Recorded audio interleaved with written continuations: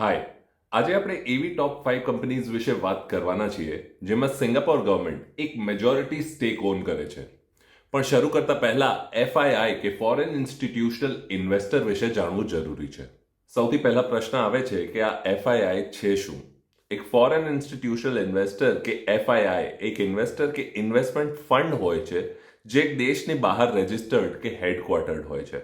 આ જે ટર્મ છે એફઆઈઆઈ કે ફોરેન ઇન્સ્ટિટ્યુશનલ ઇન્વેસ્ટર એ ખાસું કોમનલી યુઝ છે ઇન્ડિયામાં, જ્યાં આ કોઈ આઉટસાઇડ એન્ટિટી જે ઇન્ડિયામાં ઇન્વેસ્ટ કરતી હોય એના માટે વાપરવામાં આવે છે.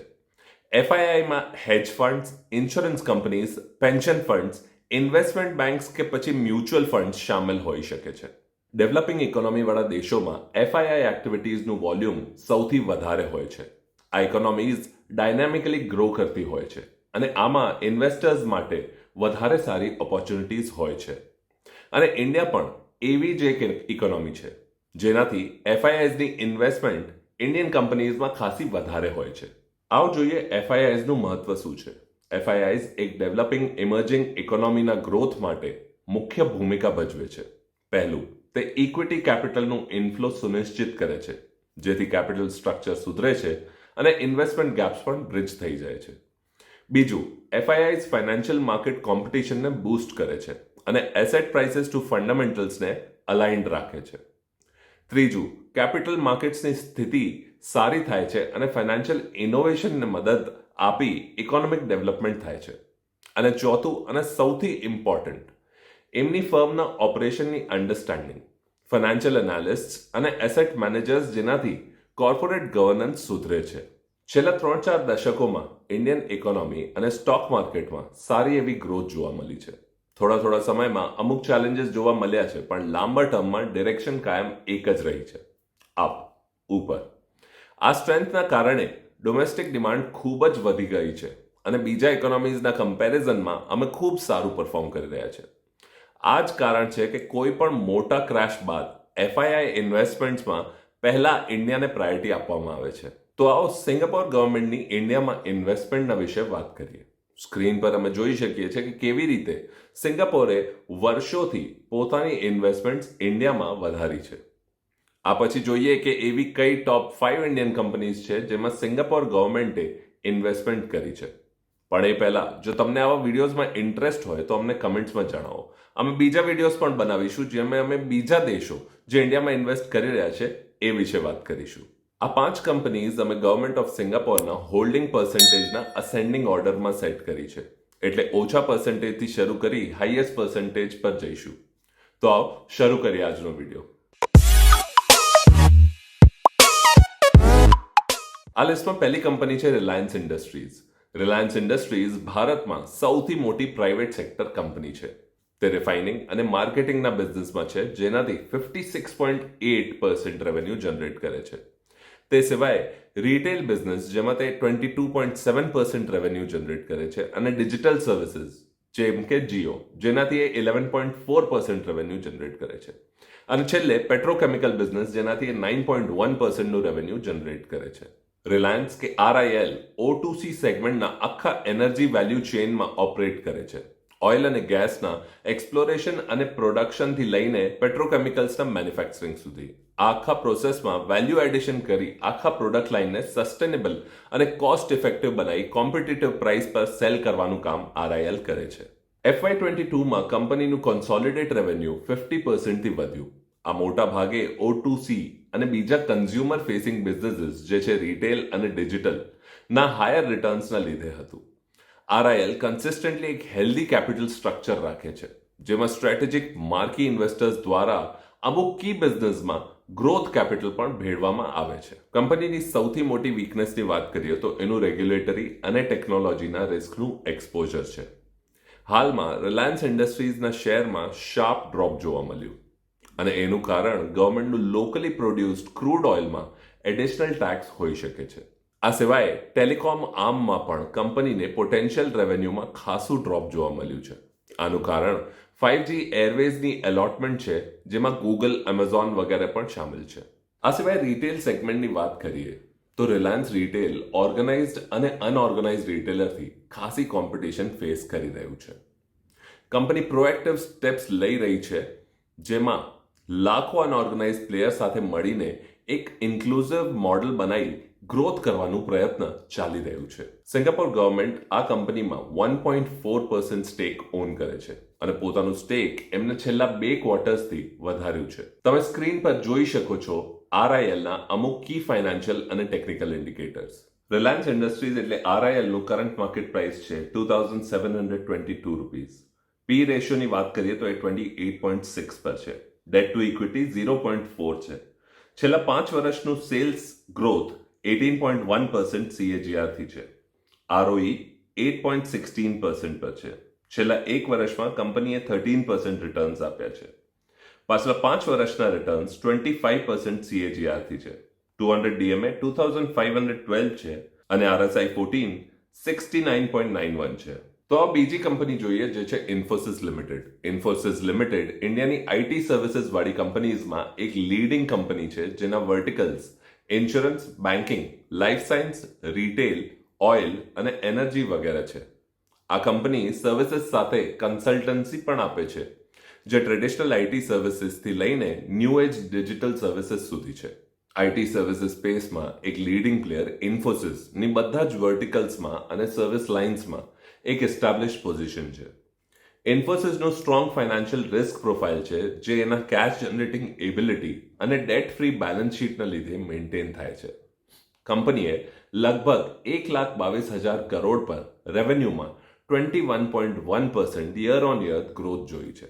કંપનીએ પાછલા વર્ષોના કમ્પેરિઝનમાં ગ્લોબલ ઇશ્યુઝના લીધે પ્રોફિટ માર્જિન્સમાં ઘટાડો જોયું છે, પણ છતાંય 23%નું હેલ્ધી માર્જિન મેન્ટેન કર્યું છે અને 29.1%થી ROE ઇમ્પ્રૂવ કર્યું છે. ઇન્ફોસિસને રિસ્ક પ્રોફાઇલને સપોર્ટ મળે છે એના લીડિંગ માર્કેટ પોઝિશનથી, એના ઓપરેશન્સના મોટા સ્કેલથી અને એના સ્કિલ્ડ રિસોર્સ બેઝથી, જે 31 માર્ચ 2022માં 3,14,015 રહ્યું. ગ્લોબલ કન્ડિશન્સમાં મુશ્કેલી છતાં કંપનીએ સ્ટેબલ ઓપરેશનલ નંબર્સ રિપોર્ટ કર્યા છે અને પોતાનું ક્લાયન્ટેલ પણ એક સારા પેસથી વધાર્યું છે. જો કે અમે જાણીએ છીએ કે એક આઈટી કંપનીમાં મેજર એક્સપેન્સ હોય છે એમ્પ્લોય કોસ્ટ. અમુક સમયમાં અમે જોયું છે કે લોકો તેમની જોબ્સ છોડી રહ્યા છે, ખાસ કરીને આઈટી સેક્ટરમાં. ઇન્ફોસિસની વાત કરીએ તો માર્ચ ક્વાર્ટરના એન્ડમાં વોલન્ટરી એટ્રિશન રેટ 27.7% રહ્યું. નવા ટેલેન્ટને હાયર કરી એમને ટ્રેન કરવામાં ખાસું ટાઈમ અને ફંડ્સ જાય છે અને જો કંપની એમને રિટેન કરવાની ટ્રાય કરે તો પણ પર્ક્સ એમને આપવા પડશે, જેનાથી કંપનીના પ્રોફિટેબિલિટી અને માર્જિન્સ પર અસર પડી શકે છે. સિંગાપોર ગવર્મેન્ટની હોલ્ડિંગ ઇન્ફોસિસમાં 2.7%ની છે અને તેમને છેલ્લા 2 ક્વાર્ટર્સમાં આ સ્ટેક વધાર્યું છે. સ્ક્રીન પર અમે અમુક કી ફાઇનાન્શિયલ અને ટેકનિકલ ઇન્ડિકેટર્સ જોઈ શકીએ છીએ. ઇન્ફોસિસ લિમિટેડની કરંટ માર્કેટ પ્રાઇસ એટલે CMP છે 1638. પી રહ્યું 30.1 ઉપર. ડેટ ટુ ઇક્વિટી 0.08 છે અને છેલ્લા 5 વર્ષના સેલ્સ નંબર્સ 12.2%થી CAGR ગ્રોથ આપી રહ્યા છે. ROE 29% છે અને છેલ્લા 1 વર્ષમાં -5.63% રિટર્ન્સ આપ્યા છે અને છેલ્લા 5 વર્ષના રિટર્ન્સની વાત કરીએ તો 27.2% CAGR ગ્રોથ છે. 200 DMA 1551 છે અને RSI 14 63.99 છે. આવો ત્રીજી કંપની જોઈએ જે છે HDFC લિમિટેડ. HDFC એટલે housing development finance corporation limited. તે એક ઇન્ડિયન ફાઇનાન્શિયલ સર્વિસીસ કંપની છે. મુંબઈમાં બેઝડ આ કંપની ઇન્ડિયાની સૌથી મોટી હાઉસિંગ ફાઇનાન્સ એન્ટિટી છે જે 40 વર્ષથી ઓપરેટ કરી રહી છે. આ કંપનીનું પ્રેઝન્સ બેન્કિંગ, ઇન્સ્યોરન્સ અને એસેટ મેનેજમેન્ટમાં છે. HDFC group Indian financial services સેક્ટરનું એક ઇમ્પોર્ટન્ટ પાર્ટ છે. માર્ચ 22ના ક્વાર્ટર એન્ડમાં કંપની પાસે 1.06% NPA અને 3.5% NIM હતા. પહેલા જાણી લઈએ કે આ NPA અને NIM શું હોય છે. NPA એટલે નોન પરફોર્મિંગ એસેટ. સરળ શબ્દોમાં NPA એટલે એવું લોન કે એડવાન્સ જે 9 દિવસથી વધારે ઓવરડ્યુમાં હતું. હાયર NPA રેશિયો એટલે લોઅર ક્વોલિટીના એસેટ્સ જેમના ઉપર ડિફોલ્ટની વધારે પ્રોબેબિલિટી હોય છે. NIM કે નેટ ઇન્ટરેસ્ટ માર્જિન એ અમાઉન્ટ હોય છે જે બેંક ઇન્ટરેસ્ટ ઓન લોન્સથી અર્ન કરી રહ્યું છે કંપનીના ડિપોઝિટ્સ ઉપરના ઇન્ટરેસ્ટના કમ્પેરિઝનમાં. NIM એક એવું ઇન્ડિકેટર છે જે બેંકની ગ્રોથ અને પ્રોફિટેબિલિટીના સંકેત આપે છે. ઉદાહરણ જોઈએ તો એક બેંક 10,000 કરોડના લોન્સ આપે છે. હવે એમાંથી બેંક 550 ક્રોર્સના ઇન્ટરેસ્ટ અર્ન કરી રહ્યું છે અને 250 ક્રોર્સ ડિપોઝિટ્સ ઉપર ઇન્ટરેસ્ટ ચૂકવી રહ્યું છે. તો નેટ ઇન્ટરેસ્ટ ઇન્કમ 550 ક્રોર્સમાંથી 250 ક્રોર્સ બાદ કરીને 300 કરોડ જે છે એ બચી જાય છે. હવે એનઆઈએમ માટે 300 ને 10,000થી વિભાજિત કરીએ તો 3% અથવા 300 બેઝિસ પોઈન્ટ્સ કહી શકાય છે. માર્ચ 2022માં સ્ટેન્ડ અલોન બેઝિસ પર એચડીએફસી પાસે 22.8% કેપિટલ એડિક્વસી રેશિયો રહ્યું, જ્યાં એનું રિક્વાયર્ડ રેટ 15% હતું. કેપિટલ એડિક્વસી રેશિયો અથવા CAR એ રેશિયો હોય છે જે બેંકના કેપિટલ અને રિસ્કને વેટેડ એસેટ અને કરંટ લાયબિલિટીઝ વચ્ચેનો ઇક્વેશન ગણવામાં આવે છે. આ સેન્ટ્રલ બેંક્સ અને બેંક રેગ્યુલેટર્સ ડિસાઇડ કરે છે, જેનાથી પ્રાઇવેટ બેંક્સ આનું ગેરલાભ લઈને બેંકરપ્સીના રસ્તે ના જઈ શકે. એક હાયર CAR કંપનીના સોલ્વન્સી માટે સારું છે. માર્ચ 31, 2022માં લોન્સ અંડર મેનેજમેન્ટ લગભગ 6.5 લાખ ક્રોર્સ રહ્યા, જેમાં 79% ઇન્ડિવિજ્યુઅલ લોન્સ છે અને 14%માં કોર્પોરેટ અને કન્સ્ટ્રક્શન ફાઇનાન્સ શામેલ છે. એચડીએફસીની રિસોર્સ પ્રોફાઇલ ખાસી ડાયવર્સિફાઈડ છે, જેથી કંપની ફ્લેક્સિબિલિટીથી ફંડ્સ બોરો કરી શકે છે. કંપનીના બોરોઇંગ માટેના પ્રાઇમરી સોર્सेस છે ડિબેન્ચર્સ, ફિક્સ ડિપોઝિટ અને ટર્મ લોન્સ. આથી એવું કહી શકાય કે એચડીએફસીની સ્ટ્રોંગ રિસોર્સ રેઝિંગ કેપેબિલિટીઝ છે. હેલ્ધી કેપિટલાઇઝેશન અને અર્નિંગ પ્રોફાઇલને જોઈને કહી શકાય કે એચડીએફસીની સ્ટ્રોંગ ફાઇનાન્શિયલ પ્રોફાઇલ છે. આ સાથે એચડીએફસીને એક ઇમિડિયેટ ટર્મ રિસ્ક છે. જેમ કે અમે જાણીએ છીએ કે આરબીઆઈ પોલિસી રેટ્સમાં વધારો કરી રહી છે, જેનાથી આવનારા ક્વાર્ટર્સમાં ઇન્ટરેસ્ટ માર્જિન ઓછું થશે. આ રેટ કસ્ટમર્સ સુધી પાસ કરવામાં અમુક મહિના લાગી શકે છે, જેનાથી કંપનીનું એનઆઈએમ અફેક્ટ થશે. એચડીએફસીને એના હોમ લોન સેગમેન્ટમાં ઇન્ટેન્સ કોમ્પિટિશન જોવું પડે છે, કારણ કે બધા જ બેંક્સ આ સેગમેન્ટને ટાર્ગેટ કરી રહ્યા છે. સિંગાપોર ગવર્મેન્ટ એચડીએફસીમાં 3.4%નું હોલ્ડિંગ રાખે છે અને એમને આ સ્ટેક છેલ્લા 2 ક્વાર્ટર્સમાં વધાર્યું છે. સ્ક્રીન પર અમે આ કંપનીના અમુક કી ફાઇનાન્શિયલ અને ટેકનિકલ ઇન્ડિકેટર્સ જોઈ શકીએ છીએ. એચડીએફસીનું કરંટ માર્કેટ પ્રાઇસ છે 2665, પીઈ છે 20.1, ડેટ ટુ ઇક્વિટી 2.92 પર છે. છેલ્લા 5 વર્ષનું સેલ્સ CAGR ગ્રોથ 17.4% છે. રિટર્ન ઓન ઇક્વિટી એટલે ROE 13.4% છે. છેલ્લા 1 વર્ષના રિટર્ન્સ જોઈએ તો -3.84% છે અને છેલ્લા 5 વર્ષના CAGR રિટર્ન્સ જોઈએ તો 9.66% છે. 200 DMA 2427 પર છે અને RSI 14 61.30 પર છે. આ લિસ્ટમાં નેક્સ્ટ કંપની જોઈએ જે છે બજાજ ફાઇનાન્સ લિમિટેડ. BFL એટલે Bajaj finance limited largest retail financing non banking financial companies એટલે NBFC માંથી એક છે. આ કંપનીનું નેશન વાઇડ પ્રેઝન્સ છે અને એક ડાયવર્સિફાઈડ લોન પોર્ટફોલિયો છે. આ કંપની ઓરિજિનલી 2-વ્હીલરના ફાઇનાન્સ માટે સેટઅપ કરવામાં આવી હતી, જે એમની જ group company Bajaj auto limited manufacture કરતી હતી. પણ અમુક વર્ષોમાં આ બીજા સેગમેન્ટ્સમાં ડાયવર્સિફાઈ પણ કરી ગયા. કરન્ટલી આ કંપની 7 બ્રોડ કેટેગરીઝમાં ઓપરેટ કરે છે, જે છે consumer lending mortgages, commercial lending, rural lending, SME lending, deposits અને પાર્ટનરશિપ્સ એન્ડ સર્વિસીસ. ઇન્ડિયામાં કંપનીના બ્રોડ ડિસ્ટ્રીબ્યુશનના લીધે એમના 1368 અર્બન બ્રાન્ચીસ છે અને 2136 રૂરલ બ્રાન્ચીસ છે. ટોટલ જોગ્રાફિક ફૂટપ્રિન્ટની વાત કરીએ તો 3685 લોકેશન્સ છે અને લગભગ 1,44,000 ડિસ્ટ્રીબ્યુશન પોઈન્ટ્સ છે. કંપનીએ 99 નવી લોકેશન્સ અને 4400 ડિસ્ટ્રીબ્યુશન પોઈન્ટ્સ હાલમાં એડ કર્યા છે. કંપનીના સ્ટ્રોંગ પોઈન્ટ્સમાંથી એક છે કે કંપની કન્ઝ્યુમર ડ્યુરેબલ ફાઇનાન્સમાં પોતાનું માર્કેટ શેર 65% કેપ્ચર કરે છે. કંપનીની સ્ટોર પેનિટ્રેશન પણ ખાસી વધી ગઈ છે. 2017 થી 2022માં કંપનીના કસ્ટમર બેઝની ગ્રોથ 23% CAGR થી થઈ છે. BHFL પેન્ડેમિકનું પીરિયડ પોતાને સ્ટ્રીમલાઇન અને પોતાના પ્રોસેસીસને ઓટોમેટ કરવામાં લગાવ્યું, જેથી એમનું ટર્નઅરાઉન્ડ ટાઈમ અને કસ્ટમર એક્સપિરિયન્સ સુધરી શકે. બેંક્સથી કોમ્પિટિશન હોવા છતાં BHFL લો ઇન્ટરેસ્ટ રાખી કસ્ટમર એક્વિઝિશનમાં ગ્રોથ કરી કોમ્પિટિશનને ફેસ કરી શક્યું છે. કંપનીની એક વીકનેસ છે કે એમના સેમી સિક્યોર્ડ અને અનસિક્યોર્ડ એસેટ્સનું શેર ખૂબ જ હાઈ છે. આનાથી રિસ્કની પ્રોબેબિલિટી વધી જાય છે અને કંપનીના ઓપરેશન્સમાં વધતા એસેટ ક્વોલિટીને મેન્ટેન કરવું અઘરું થઈ જાય છે, જેના પર કંપનીને પૂરતું ધ્યાન આપવું જોઈએ. ફાઇનાન્શિયલ યર 22માં કંપનીના લોન્સની વેલ્યુ લગભગ 1,45,000 કરોડ હતી, જેમાંથી લગભગ 57% અનસિક્યોર્ડ લોન્સ છે, જે કંપનીના રિસ્કી એસેટ્સ દર્શાવે છે. સિંગાપોર ગવર્મેન્ટની હોલ્ડિંગ આ કંપનીમાં 3.4%ની છે અને એમના પોતાનું સ્ટેક છેલ્લા એક ક્વાર્ટરમાં વધાર્યું છે. સ્ક્રીન પર અમે અમુક ફાઇનાન્શિયલ અને ટેકનિકલ ઇન્ડિકેટર્સ જોઈ શકીએ છીએ. બજાજ ફાઇનાન્સ લિમિટેડ એટલે કે BFL નું કરંટ માર્કેટ પ્રાઇસ છે 6,676.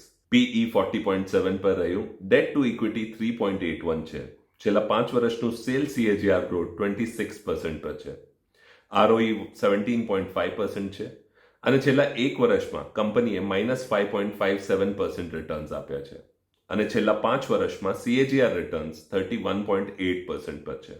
200 DMA 6,818 પર છે અને RSI 14 34.69 પર છે. આ લિસ્ટમાં છેલ્લી કંપની છે ICICI બેંક લિમિટેડ, જે ઇન્ડિયાની એક મોટી પ્રાઇવેટ સેક્ટર બેંક છે. તે રિટેલ, SME અને કોર્પોરેટ ક્લાયન્ટ્સને ફાઇનાન્શિયલ પ્રોડક્ટ્સ અને સર્વિસીસનું ખાસું ડાયવર્સિફાઈડ પોર્ટફોલિયો ઓફર કરે છે. બેંકના બ્રાન્ચીસ, ATMs અને ટચ પોઈન્ટ્સનું ખાસું મોટું નેટવર્ક છે. આ કંપની ઇન્ડિયાના ફાસ્ટેસ્ટ ગ્રોઈંગ બેંક્સમાંથી એક છે. ઓપરેશનલ ડિટેલ્સની વાત કરીએ તો કંપની ડિપોઝિટ્સ અને લોન બુક બંનેમાં વર્ષોથી ગ્રોથ જોઈ રહી છે. કંપનીનું રિટેલ લોન બુક પાછલા એક વર્ષમાં 53%થી વધ્યું છે. ICICI બેંકે સારું CAR એટલે કેપિટલ એડિક્વસી રેશિયો મેન્ટેન કર્યું છે, જે ફાઇનાન્શિયલ યર 2022માં 17.6% હતું. નેટ ઇન્ટરેસ્ટ ઇન્કમમાં પણ ખાસો સુધારો જોવા મળ્યું છે. કંપનીએ ફાઇનાન્શિયલ યર 22માં પોતાના NPAમાં 0.8%નો ઘટાડો જોયો છે. કંપનીના NPAમાં સુધરતા નંબર્સ છતાંય નિયર ટર્મ NPA પર કંપનીને ધ્યાન આપવું જોઈએ. સિંગાપોર ગવર્મેન્ટ આ કંપનીમાં 3.7% સ્ટેક હોલ્ડ કરે છે અને પોતાનું સ્ટેક છેલ્લા 2 ક્વાર્ટર્સમાં વધાર્યું છે. સ્ક્રીન પર અમે કી ફાઇનાન્શિયલ અને ટેકનિકલ ઇન્ડિકેટર્સ જોઈ શકીએ છીએ. ICICI બેંક લિમિટેડની કરંટ માર્કેટ પ્રાઇસ છે 931. PE છે 21.9 પર. ડેટ ટુ ઇક્વિટી 6.89 છે. છેલ્લા 5 વર્ષનું સેલ CAGR 9.38% છે. રિટર્ન ઓન ઇક્વિટી એટલે ROI 5.59% છે. છેલ્લા એક વર્ષમાં કંપનીએ 29.9% રિટર્ન્સ આપ્યા છે. છેલ્લા 5 વર્ષના CAGR રિટર્ન્સ 25.1% છે. 200 DMA 823 પર છે. RSI 14 55.17 પર છે. બસ આજના વિડીયોમાં આટલું જ. આશા રાખીએ છીએ કે તમને ટોપ 5 ઇન્ડિયન સ્ટોક્સ જેમાં સિંગાપોર ગવર્મેન્ટનું હાઈએસ્ટ ઇન્વેસ્ટમેન્ટ છે એ વિશે જાણ થઈ હશે. તમને જણાવી દઈએ કે આ વિડીયો ફક્ત એજ્યુકેશનલ પર્પઝ માટે છે અને ઇન્વેસ્ટ કરતા પહેલા પોતે રિસર્ચ કરવી. આવા જ ઇન્ટરેસ્ટિંગ વિડીયોઝ માટે ગ્રોના આ ચેનલને સબસ્ક્રાઇબ કરો અને બેલ આઇકનને ક્લિક કરો, જેથી તમે અમારો કોઈ પણ વિડીયો મિસ ના કરો. આવતા વિડીયોમાં મળીએ, ત્યાર સુધી હેપી ઇન્વેસ્ટિંગ.